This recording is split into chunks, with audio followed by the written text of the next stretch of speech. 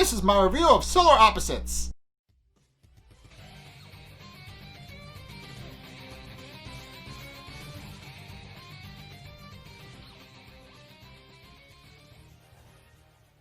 Okay, so this is the final episode of Season 1 before we move on to Season 2, which is coming, I have no idea.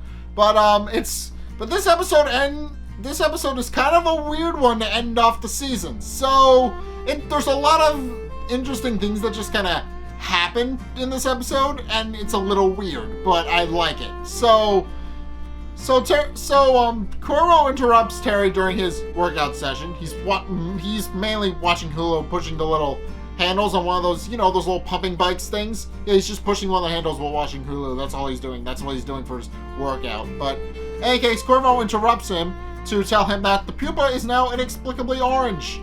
And sure enough, they're a little bit terrified, because what if the pupa is evolving to take its true form to terraform the Earth?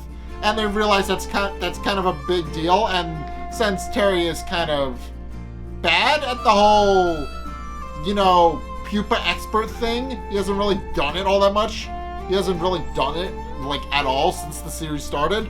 Korvo realizing Terry is kind of incompetent at being the pupa expert, actually made a list of facts and stuff about the pupa that he keeps in his wallet. But then he finds out that his wallet isn't anywhere in the house. And slowly he starts figuring out where his wallet might have been, because he realizes that it has Shlorpian money in it, and realizes the only place it could be is on Shlorp, which blew up. So they realize there's a bit of a problem there, and run upstairs to get some new gadgets that Korvo cobbles together from some old shoes that he found. Also, the pupa, because it's orange, develops some weird mind powers, gives a lady a vision of her dead mother, and before requesting that she give him some batteries and a slide whistle from a locked childproof cabinet. So, yeah, the pupa apparently has mind powers when its color changes. It's a little weird, but it makes sense, I guess. But in any case, yeah, that's just something that happens in this episode, and it eventually crops up at the end. I'll explain that.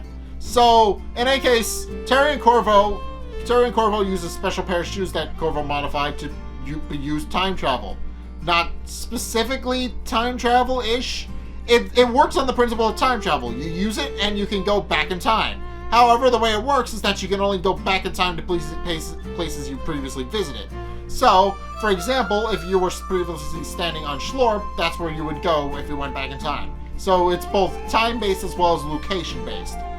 But in any case, they travel back in time, find Korvo's old wallet, and use a special stick that's designed to be able to interact with stuff while they're back in time, because they basically appear as ghosts, to actually knock the stick onto the ship, and use the stick to knock the wallet onto the ship, and they go on their merry way. However, when they get home, they've discovered that a fifth Shlorpian named Vanbo has suddenly joined them in their little family, and they have no idea how he got there. And Vanbo's kind of a jerk. He's not a very nice person. He's kind of an asshole. He's kind of a dude bro kind of character. And at one point he even calls Korvo a blue Shrek, and then emphasizes the point home by making a Shrek impression while squeezing Korvo's midsection. And Korvo and Terry begin to formulate how exactly Vanbo actually showed up, and they begin to start formulating. So they start formulating about what exactly could have happened that caused Vanbo to show up, and they realize it was most likely the fact that they brought the wallet on with them to Shlorp, that from Shlorp to Earth, that caused the chain. So they decide to get the wallet off of the ship, which doesn't work. And then they decide to actually travel back in time again, only this time they're going to follow each other and try and figure out what exactly is going on. In the process, Terry finds out that Korvo doesn't really like him and thinks he's an idiot, which I kind of expected. And Korvo finds out that Terry actually had a life partner before they got partnered up, and wanted to actually take the life partner instead of Korvo. Also, I'm not going to state what the life partner's name is, because it's basically because they have the same name. So there you go. You can figure it out for yourself. You're smart people. But in any case, the two confront each other over it and realize that what exactly is going on with them, and the two start fighting. But eventually they break it up after their past selves as well as the replicants join up, and they realize that they're family, and didn't realize that at some point they became a real family instead of just pretending to be a family. And then they flash back to a couple of episodes that they did, with Vanbo edited in, of course, as well as a couple of things that never actually happened, such as a crossover between Space Jam and The Simpsons. That never actually happened, but it's just a funny little aside that's just like, yeah, we did all this stuff, but you're never gonna see any of that. It never happened to you, for you guys, but it happened for us. So, yeah, it's just a funny fourth wall joke about how they did a crossover that never actually happened, and it's kind of great. In any case, after reminiscing, they see Vanbo, and realizing they have their chance to actually get him out of their lives forever, actually fight him, beat him up, and then send him tumbling into a bottomless pit before traveling back and forward in time, back to their time stream, only to discover that everything is radically different. It's very weird, very unnatural, and also Terry's life partner and Vanbo have actually hooked up, and Vanbo now has prosthetics and an eye patch from when he got beat up by Terry and Korvo, and explains that Shlorp never actually blew up. So yeah, that's the A plot. But in any case, the B plot is that Yumyulack tries to be nicer to Jesse. So what happens is he finds out that Jesse actually made a more fun version of Yumyulack, which she calls Funyulack. And sure enough, Yumyulack, after tries to connect with Jessie and tries to figure out how to be nice to her, and he enlists Funyulack's help. So Funyulack eventually teaches him how to be nice, and eventually figures out how to actually be nice to Jessie without having any malice or ill intent toward her. And sure enough, it works. But during the process, Yumyulack realizes that he needs to get rid of Funyulack, because he realizes that Funyulack will most likely tattle and Jesse will find out that Yumyulack cheated, basically. So yeah, and then the two versions of Yumyulack wind up fighting, and one kills the other. It's left ambiguous as to which, but the two wind up fighting, and one just gets up and exclaims, "Jesse's getting the brother she deserves," and then leaves. It's implied to be Funyulack, but hold on for a second. So this Yumyulack winds up taking Jesse to her favorite place, which happens to be a frozen yogurt shop, and Jesse is immediately skeptical because Yumyulack has never been nice to her for any extended period of time. At all. So actually, she's a little bit skeptical when not only does Yumyulack make sacrifices to actually take her to her favorite place, which she points out he called as ice cream for nerds, as he puts it. But in any case, he's trying to be nice to her, and she's a little bit weirded out when he's being so nice to her all at once. So naturally, she assumes that it's actually Funyulack, kills him, and then turns him into a Game Boy because reasons, and then goes back to the holodeck of the ship where she finds an unconscious Yumyulack and pleads for him to wake up, only for it to be revealed that this Yumyulack is actually Funyulack and she killed the real Yumyulack. And she has a bit of an existential crisis. So she runs outside to Terry and Korvo and fills them in on what happened.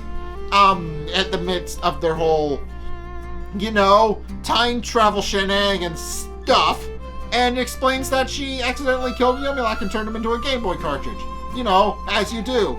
So yeah. And also, Terry and Korvo are apparently going to go on trial because they apparently used a stick without a license, because their stick was supposed to use a license. And the reason Korvo was using it was because, well, that office blew up, so why should I care? But now, the office didn't blow up, so now he should care. However, Jesse, it's immediately apparent that something is very off and wrong, and sure enough, Terry tries to formulate an idea about what exactly is going on, and begins to conclude that they may be in some sort of Matrix scenario where nothing is real, and tries to figure out what exactly is going on, pointing out that there are a lot of inconsistencies about how things are going. Namely, there's a lot of different stuff that's noticeably different for reasons, and also that Korvo is always badgering him to know stuff about the Pupa, yet has never used the time shoes before now.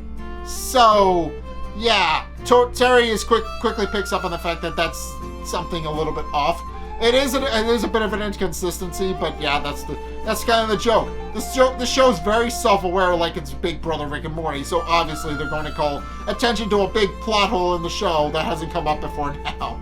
So yeah, but in any case, they eventually land on the idea that Korvo is possibly dreaming, and everybody, including the other Terry and Vanbo, try slapping Korvo to wake him up. However, it turns out they're on the Pretendo deck this whole time, and Yumyulack actually comes in. The real Yumyulack this time actually comes in to save them, implying that this entire plot just kind of happened in the Pretendo deck, and none of it actually mattered. Wait, I can expect that from the show, but that's a little bit of a mind screw. That's a little bit screwy in the head. I'll be honest. This entire episode didn't actually happen. That's the joke. That's the final joke they decided to land on. But in any case, with everything back to normal and with the Pupa now no longer orange, Terry and Korvo go off to argue because now the Pupa has a whistle that it shouldn't be having, and after they leave, the Pupa turns purple. It's purple now, so that might actually be a problem. It wasn't a problem before when it was orange, but purple is probably bad. But in any case, the replicants see this and decide not to bring it up. And then the Pupa itself actually speaks to us directly as the audience and says that it'll see us for season 2. And that's how the episode ends. So, yeah. As I said, this episode's weird. And apparently it retconned itself. And that's just the kind of thing that you can expect from the show. The season finale is an episode with all these fantastical things that ultimately retcons itself by the end. That is this episode. That is this entire show in a nutshell. That it's great and I love it. And there's not really much of a moral ending by the end, since none of this actually happened. Yumyulack never actually learned to be nicer. Terry and Korvo learned how to be nicer to each other, but it doesn't really matter. And Jessie realizes that if Yumyulack's trying to be nicer to her, that she should probably take it at face value instead of trying to kill him next time. So, yeah. This episode has some moral stuff, but it's wound up with all this sci-fi stuff, so it doesn't really make a whole lot of sense. But in any case, that's my review of the season 1 finale of Solar Opposites. What did you guys think? Let's get a discussion going in the comment section down below, or over on my Discord server, link in the description. Anyway, thank you guys so much for watching. If you enjoyed, be sure to like, comment, and subscribe. Also, be sure to follow me on Facebook and on Twitter in the description below. And also, if you want to help support my show, then be sure to check out my Patreon. It's only a couple bucks a month. It really helps me out, and you guys get access to a bunch of cool perks that my way saying thanks. So be sure to check those out in the description below as well. In any case, thank you guys so much for watching, and as the next time, I will see you guys in the next video. Peace!